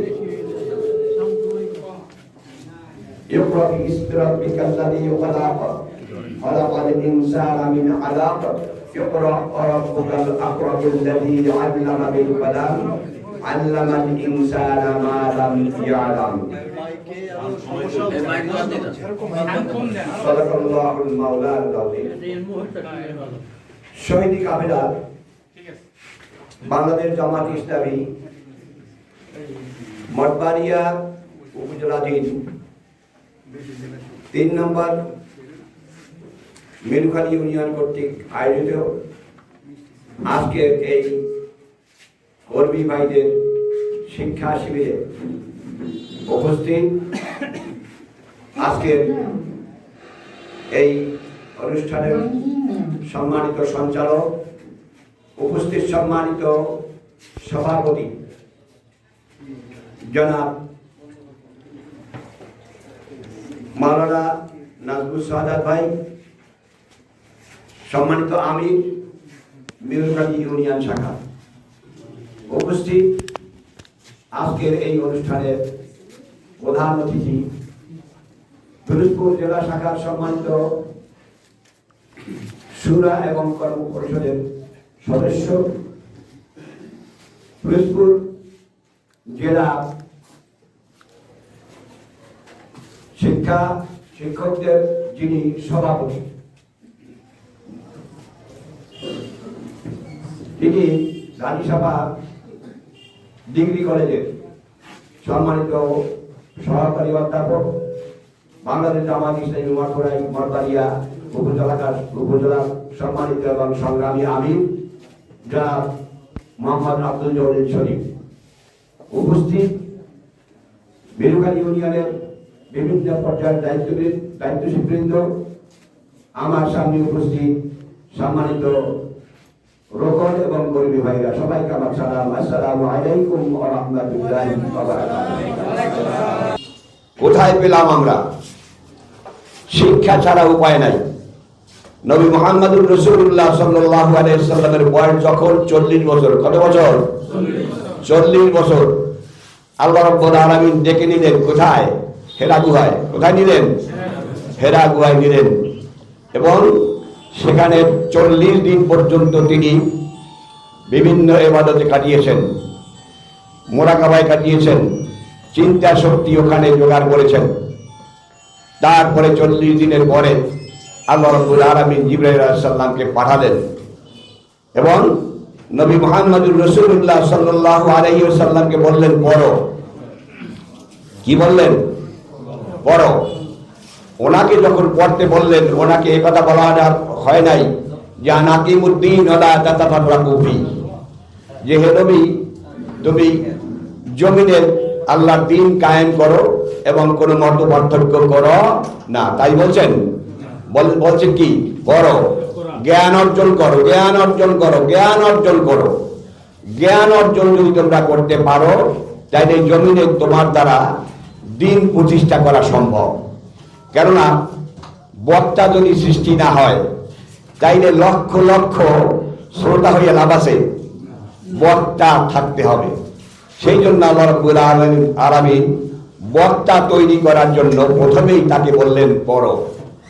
সম্মানিত উপস্থিতি, পড়ার সাথে সাথে আবার বলছেন লেখো। কথা বুঝছেন? তাই আমি আপনাদের এই মূল্যবান সময় নষ্ট করব না, এজন্য যে আমাদের অনেক জ্ঞানী গুণী এবং আমাদের প্রধান অতিথি এবং আমাদের সামনে যে যিনি দাস প্রবেশ করবেন তিনি অনেক জ্ঞানের অধিকারী। সেই সমস্ত কথা আমরা শুনব।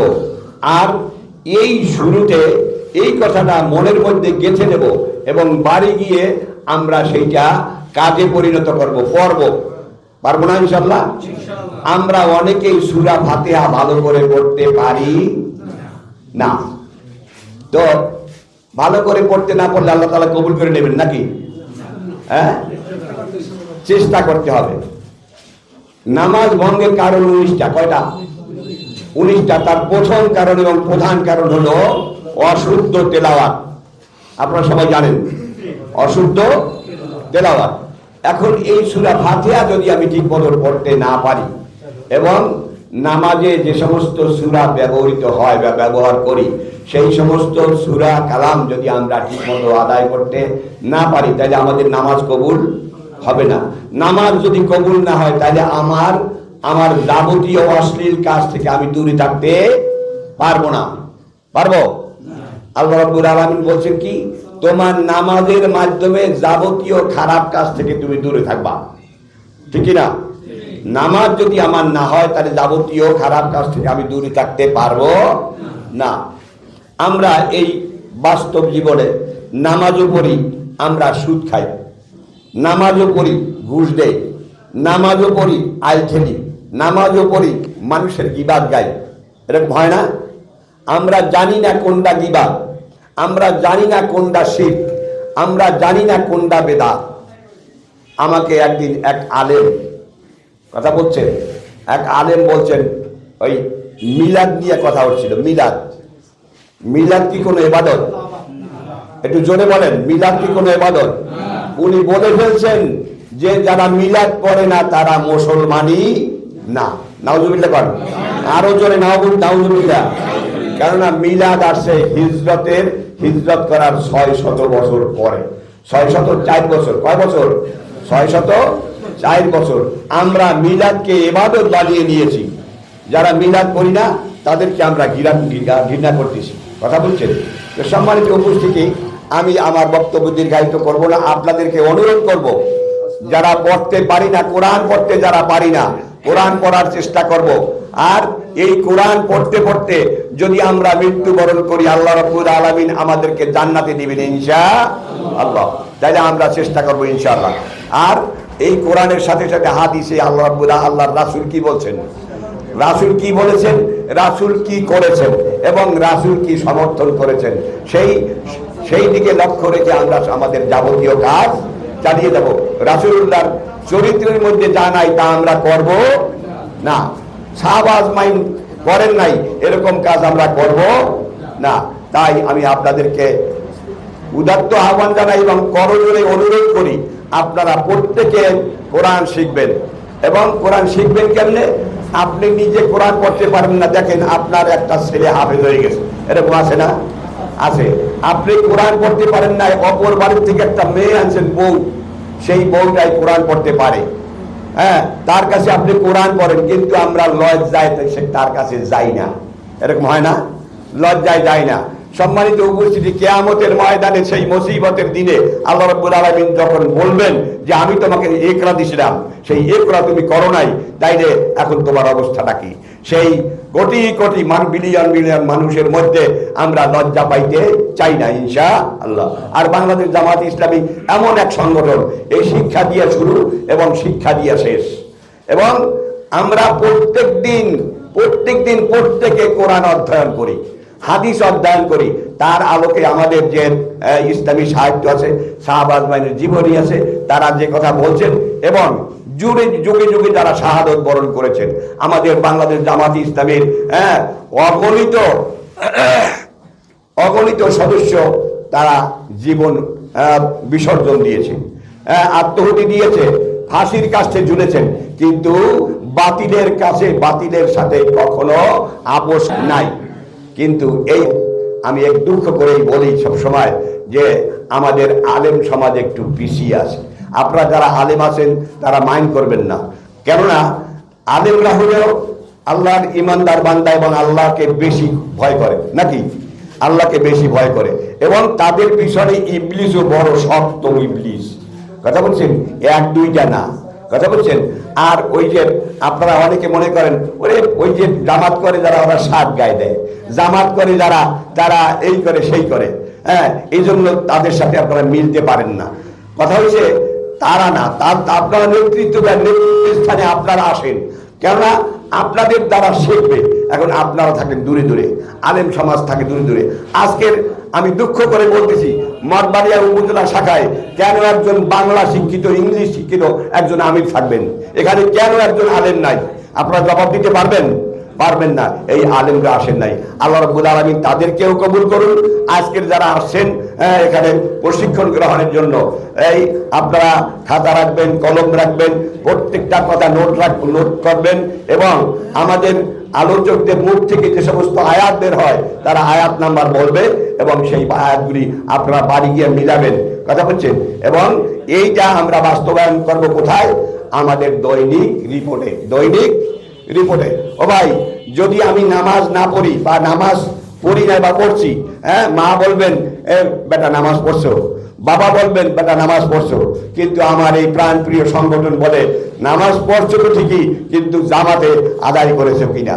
সম্মানিত উপস্থিতি, তাইলে এই যে আমাদের প্রাণপ্রিয় সংগঠন, এর চাইতে বড় শিক্ষক, এর চাইতে বড় মুরব্বী, এর চাইতে বড় রাহাবার এই পৃথিবীতে বা বাংলাদেশে আর একটি আছে, দ্বিতীয়টি আছে কিনা আমার জানা নেই। আল্লাহ রাব্বুল আলামিন আমাদের সবাইকে এই প্রশিক্ষণে অংশগ্রহণ করে বাড়ি কিছু নিয়ে যেতে পারি, আমল করতে পারি, রিপোর্টে কাজে লাগাইতে পারি, সেই তৌফিক দান করেন সবাই বলে আমিন। আসসালামু আলাইকুম ওয়া রাহমাতুল্লাহি ওয়া বারাকাতুহু। শিক্ষা আলোচনা করবেন আমাদের সহকারী অধ্যাপক জনাব এনামুল হক স্যার, তাকে বিনীত অনুরোধ করছি। আলাইকুম ওয়া রাহমাতুল্লাহি ওয়া বারাকাতুহু। বাংলাদেশ জামাত ইসলামী ৩ নং মিরুখালী ইউনিয়ন শাখা কর্তৃক আয়োজিত কর্মী শিক্ষা শিবিরের সম্মানিত সভাপতি, আমার একান্ত বন্ধু জনাব মোহাম্মদ মুসা আদাদ, সহকারী অধ্যাপক সদরহাজি আজিম মাদ্রাসা বাংলা বিভাগ, উপস্থিত রয়েছেন প্রধান অতিথি মঠবাড়িয়ার প্রথিতযশা শিক্ষাবিদ, সর্বজন পরিচিত শ্রদ্ধেয় জনাব শরীফ মোহাম্মদ আব্দুল জলিল সহ মেহমানবৃন্দ, সম্মানিত উপস্থিতি। আসলে একটি কথা বলতেই হচ্ছে, যেখানে আমার শ্রদ্ধেয় আব্দুল জলিল ভাইয়ের মতো লোক থাকে সেখানে বক্তার আর কারো প্রয়োজন হয় না। এক কথায় আলহামদুলিল্লাহ যে বিষয়ে সে আলোচনা করবে। এরপরেও নিয়মিত রুটিন হিসাবে আমাদেরকে কিছু কথা বলতে সময় দেওয়া হয়েছে, সে প্রসঙ্গে আমি কিছু কথা বলছি। সম্মানিত সুধী মণ্ডলী, সম্মানিত উপস্থিতি, মুহররম এবং শিক্ষা। সত্যি কথা বলতেই হচ্ছে, মুহররম হচ্ছে বিজয়ের মাস। বাংলাদেশের প্রেক্ষাপটে যেরকম ডিসেম্বর বিজয়ের মাস, তেমনি মুসলমানদের জন্য মুহররম হলো বিজয়ের মাস। অত্যাচারিত, নির্যাতিত, দুর্বল মানুষের ক্ষমতায় আরোহণ করার মাস। দুর্বলদের জন্য আলোর পত্রিকার মাস। তো টেলিগ্রামের মতো কিছু কথা বলবো, খুব ব্যাপক আলোচনা কোরআন কারিমে রয়েছে। কারণ হলো কওমে ফিরাউন এবং তার কওম সম্পর্কে কোরআন কারিমে ২৭টা সূরায় ৭৫ জায়গায় আলোচনা করা হয়েছে। এরপরে কওমে মূসা এবং কওমে ফিরাউন এদের নিয়ে কোরআন কারিমে ৪৪টি সূরায় ৫৩২টি আয়াত অবতীর্ণ হয়েছে। সুবহানাল্লাহ। এখন মুহররমের শিক্ষা আলোচনা করলে ৫৩২ আয়াতের শিক্ষা বলা যায়। এটা বলতে কত সময় লাগে বলুন? এ হলো বিজয়ের ডাইমেনশন, নির্যাতিত মানুষের ক্ষমতায় আরোহণের ডাইমেনশন। ৪০০ বছর ধরে চরম অকথ্য নির্যাতন করা হয়েছিল যে জাতির উপরে, সেই জাতিকে আল্লাহ তাআলা ক্ষমতায় নিলেন কিভাবে, এবং সকল অত্যাচারের জবাব সাথে সাথে দুর্বলদের ক্ষমতায়নের ব্যাপারে ব্যাপক কথা। এই হলো একটা ডাইমেনশন, প্রধান ডাইমেনশন। আর একটা ডাইমেনশন হলো ইতিহাসের থেকে। হিজরি ৬১ সালের একটা ঘটনা আমরা জানি। বলায় ইয়াজিদ জিতলেন না হোসাইন জিতলেন? আলহামদুলিল্লাহ, আপনারা সবাই শিক্ষিত, এই জায়গায় কিছু কথা বলাই কঠিন। সত্যিকার অর্থে হোসেন রাদিয়াল্লাহু তাআলা জিতছেন। আপনারা ইতিহাসগুলি জানেন। আমি কয়েকটা পয়েন্ট দিই, যুক্তি দিচ্ছি কিভাবে। ইয়াজিদ ৩ বছর ক্ষমতায় ছিল। কয় বছর? এরপরে তার ছেলে মুয়াবিয়া অল্প কদিন পরে মারা গেছে। হোসেন রাদিয়াল্লাহু তাআলা আনহুকে যারা শাহাদাত করিয়েছেন সবার নির্মম মৃত্যু হয়েছে। এরপরে মজার কথা হলো হোসেন ইয়াজিদের ক্ষমতার পরে এখন পর্যন্ত ইয়াজিদের বংশ থেকে কোন লোক ক্ষমতায় আসে। আলহামদুলিল্লাহ না নাউযুবিল্লাহ? এই চরম অত্যাচারের জবাব আল্লাহ কিভাবে দিয়েছেন আমাদের শিখতে হবে। কথা বুঝতে পেরেছেন? তো সেই ডাইমেনশন নিয়ে বেশি কথা বলবো না, আমি ওইদিকে যাব। যে আরেকটা বিষয় হলো, এই মুহররম আগামীকালকে আমরা রোজা রাখি, তাই না? 10 তারিখে অনেকে 9, 10 বা 10, 11 রাখি কোশ্চেন নিয়ে। ফাসামাহু মুসা শুকরা, মুসা আলাইহিস সালাম 10 তারিখে রোজা রাখিছিলেন শুকরিয়া, আল্লাহর কাছে কৃতজ্ঞতা প্রকাশ করার অর্থে। এখন আমরা হুসাইন রাদিয়াল্লাহু তাআলা আনহু তো শাহাদাত বরণ করেছেন, আর সেজন্য শুকরিয়া আদায় করে যদি রোজা রাখি সওয়াব হবে না পাপ হবে? আমার কথাটাকে বুঝতে পারছেন? মৌলিক কিছু কথা মানে টোকা দেব। কেউ যদি রোজা রাখে, মুসা আলাইহিস সালাম জিতেছেন, আলহামদুলিল্লাহ, যদি রোজা রাখলাম সওয়াব না পাপ? আর যদি হোসেন রাদিয়াল্লাহু তাআলা আনহুর শাহাদাত বার্ষিকীতে এই দিন, তখন রোজা রাখলে নিঃসন্দেহে পাপ হবে, সওয়াব না পাপ, বড় পাপ হবে। যে একজন আমার দিনী ভাই তাকে মেরে ফেলেছেন, আমি শুকরিয়া আদায় করে রোজা রাখলাম, সওয়াব? অবশ্যই পাপ হবে। কথা বুঝতে পেরেছেন? 24 নম্বর আয়াত, রব্বি ইন্নী লিমা আরসালতু ইলাইয়া মিন খাইরিন ফাকির। আল্লাহ তাআলা, আমি তোমার কাছ থেকে এখন যে করুণাই আসবে, তোমার সকল প্রকার করুণা, দয়া, অনুগ্রহের আমি কাঙ্গাল। কারণ আমি রাত্রে কোথায় থাকবো তার কোনো অস্তিত্ব নেই, খাবার কিছু নেই, টাকা পয়সার অবস্থা তো আল্লাহই ভালো জানে, আশ্রয় স্থান কোথাও নেই। আমাদের জীবনে মাঝে মাঝে হতাশা কাজ করে। এই কথা বলছেন, একটু পরে চলে আসলেন একটা মেয়ে, ঘটনা আপনারা জানেন, এসে বলছেন আমার বাবা আপনাকে, আপনার একটু আগে যে আপনি আমাদের উপকার করলেন এর পুরস্কার দেওয়ার জন্য আপনাকে আহ্বান করেছেন। চলে গেলেন সেখানে, সেদিকে যাবো না, শিক্ষায় নিয়ে এসে বলছিলাম যে সময় পৃথিবীতে এক কথায় তার আশ্রয় ছিল না, রাত্রে কোথায় থাকবেন থাকার জায়গায় নেই, কি খাবেন খাওয়ার কোনো ব্যবস্থা নেই, রোজার কোথায় ঘুমাবেন ব্যবস্থা নেই। এক নিমেষে আল্লাহ এই দোয়া করলেন, আল্লাহ তোমার দয়ার ভিখারি আমি কাঙ্গাল। এক নিমেষে আল্লাহ কি সুন্দর ব্যবস্থা করে দেন। আমার একটু আগে এক ভাই বলেছেন পড়তে হবে, আমরা বিশ্বাস করি, আমরা যারা জামাত ইসলাম করি সবাই পড়ি। তাই সূরা মানে কওমে মুসা এবং কওমে ফিরাউন এর মধ্যে অসংখ্য শিক্ষা আছে। এই শিক্ষাগুলো অংশগ্রহণ শিখতে হলে আমাদের পড়তেই হবে। 44টি সূরায় বলছি আছে, কমপক্ষে সূরা কসাস আর সূরা তাহা। কি নাম বললাম? সূরা কসাস আর সূরা তাহা।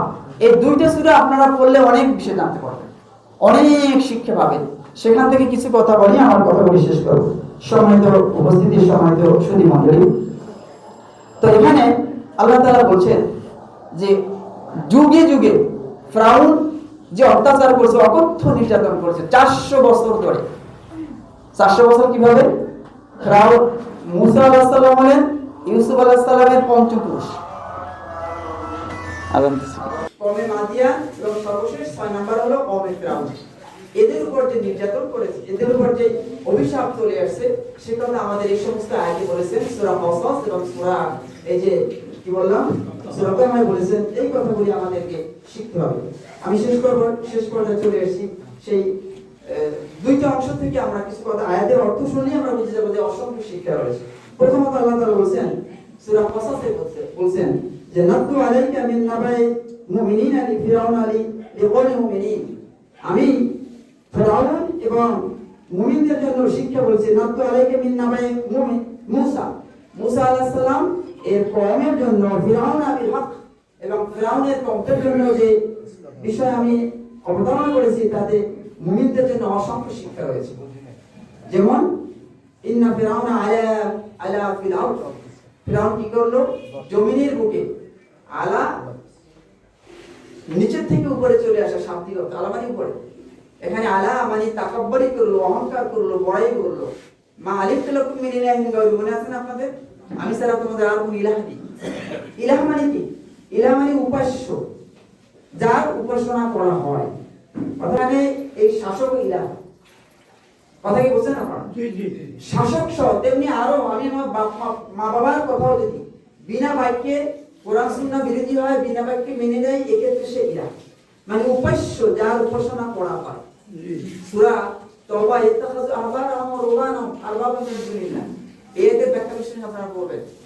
এখানে যে আদি ইবনে হাতেম নবী সাল্লাল্লাহু আলাইহি ওয়াসাল্লামকে জিজ্ঞেস করলেন যে ইয়া রাসূলুল্লাহ সাল্লাল্লাহু আলাইহি ওয়াসাল্লাম, এই আয়াতের অর্থ হলো ইত্তাখাযু আহবারহুম ওয়া রুহবানাহুম আরবাবাম মিন দুনিল্লাহ, অত্যাচারী, ফাসাদ সৃষ্টিকারী।